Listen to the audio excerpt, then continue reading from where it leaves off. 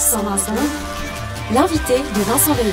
On l'a appris la semaine dernière, le Conseil fédéral a publié sa réaction officielle à la condamnation de la Suisse pour inaction climatique par la Cour européenne des droits de l'homme. On y lit que le gouvernement considère d'une part que la Cour est allée trop loin dans son interprétation de la Convention européenne des droits de l'homme et aurait donc outrepassé ses compétences, et d'autre part qu'il considère que les mesures prises par la Suisse depuis la publication de l'arrêt de la Cour, notamment la nouvelle loi sur le CO2, permettent aujourd'hui au pays de remplir ses obligations en matière de politique climatique. Circuler, il n'y a rien à voir.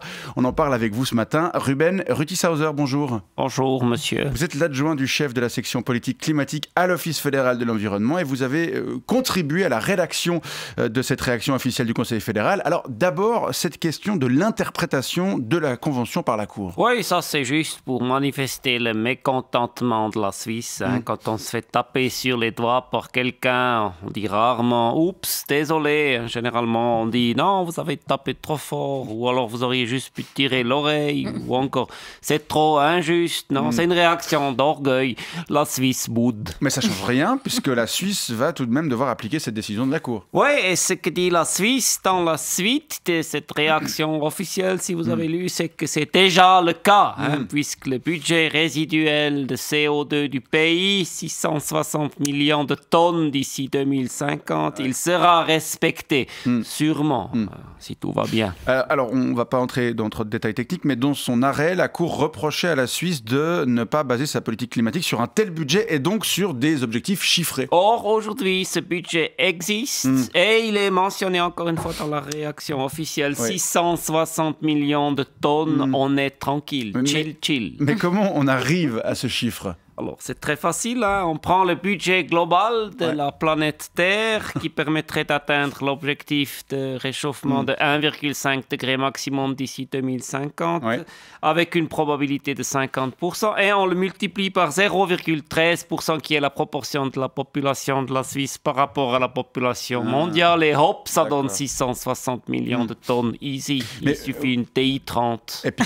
c'est calculé. Vous l'avez dit, la probabilité de limiter le réchauffement ne serait que de 50% avec un tel budget. Or, certaines organisations comme Greenpeace ou les Seniors pour le climat, ainsi que de nombreux scientifiques, considèrent que ce budget devrait être de 280 millions de tonnes.